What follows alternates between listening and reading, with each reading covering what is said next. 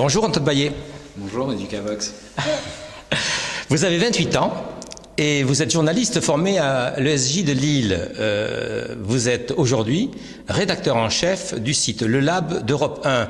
Mais qu'est-ce que c'est que le Lab ?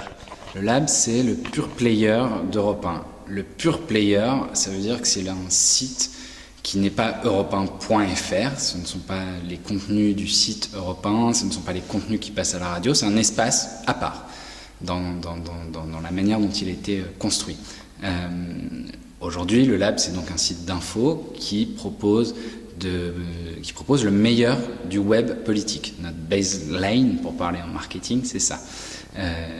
Et notre modèle, c'est de proposer de la curation, c'est-à-dire de la sélection de phrases. On est un petit peu sur Internet, ce qu'est la revue de presse à la radio. Vous écoutez la revue de presse à la radio le matin, nous on fait la même chose. On fait la même chose sur Internet, on sélectionne des informations, on dit allez là-bas, allez regarder, on recontextualise. Et voilà, c'est un peu ça le Lab, c'est même complètement ça le Lab.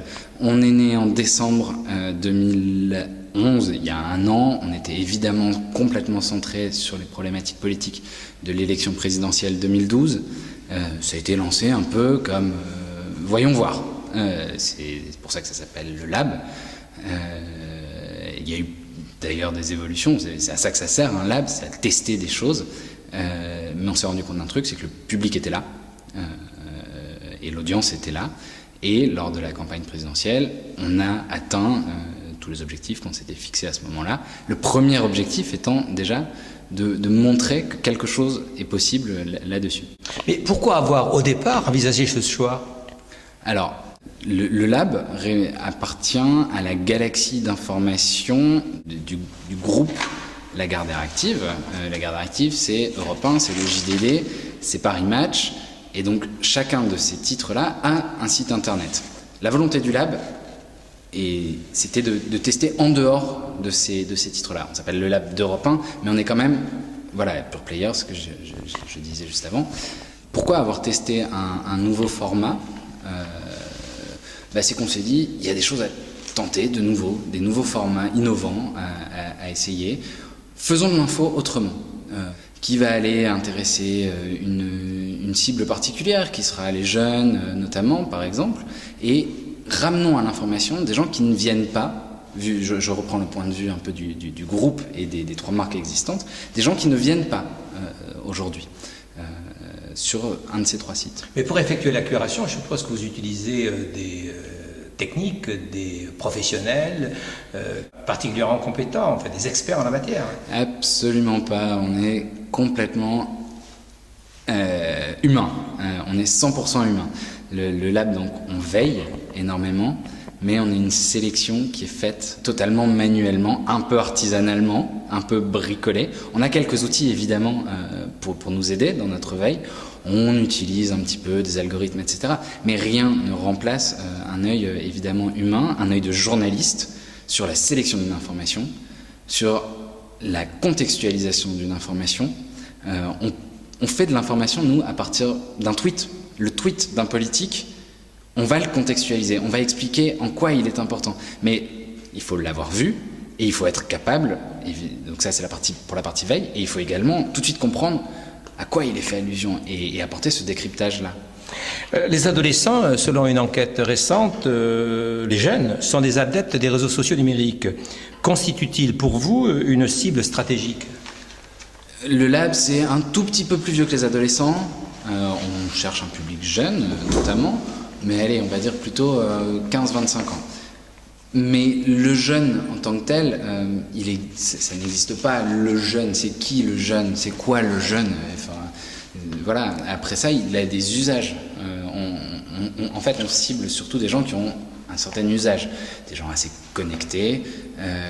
Et aujourd'hui, de fait, les personnes les plus connectées sont les plus jeunes. Alors justement, une dernière enquête européenne montre que la grande facilité pour les jeunes à trouver de l'information, en particulier sur Google, le fait qu'ils privilégient la facilité de connexion plutôt que la qualité de l'information, ne vous inquiète-t-il pas ? Moi, je suis persuadé qu'il y a une place à prendre, évidemment, en dehors. Après, qu'il y ait une place à prendre pour la qualité, pour le travail journalistique à forte valeur ajoutée. La facilité d'accès à l'information, moi, en tant que côté, un peu éditeur, on doit répondre à ces questions-là. On doit être facilement accessible. Mais je suis persuadé que ce goût-là, ce goût pour l'information, on ne falsifie pas une info. Et on ne gagne pas à long terme en faisant le pari de l'info à faible valeur ajoutée. Ça ne marche pas. Peut-être cette enquête dit cela. Je suis un optimiste convaincu et je pense et j'espère l'inverse. Si je comprends bien, vous considérez que le modèle éditorial du Lab contribuera à améliorer cela? Bien sûr. Le Lab, on sert à donner du temps, à apporter un regain de temps à des gens qui veulent s'informer. On leur dit vite ce qui est important, ce qui ne l'est pas. On leur dit, quand ils se connectent à un temps T, le pari c'est de se dire qu'à ce temps T, le meilleur de l'info politique, l'essentiel de l'information politique, il est là, il est accessible et on l'a décortiqué, on l'a contextualisé. Est-ce que lorsque vous étiez à l'École supérieure de journalisme de Lille, ces formats innovants étaient entre guillemets au programme? J'ai appris du journalisme web à Lille et il y a surtout quelque chose d'absolument génial quand on commence à faire de l'internet dans une école. Une école de journalisme, on fait des journaux écoles. Il n'y a pas de lecteur. On écrit pour soi. C'est un peu artificiel donc. Exactement. On écrit, on affiche le journal le soir sur les murs de l'école, on est content. Super. Enfin, on a appris quelque chose, on a été relus, des professionnels nous ont enseigné à ce moment-là à mieux écrire, mais le rapport avec le lecteur, il n'est pas là. On n'en a pas. À l'inverse, dès qu'on commence à faire des sessions web dans une école de journalisme, on produit, on diffuse l'information. Les gens qu'on a interrogés, ils vont venir commenter. Et il y a déjà ça y est, ça passe. Et on est devenu vraiment producteur d'informations avec un rôle essentiel. Et le rôle qui sera celui du journaliste à venir.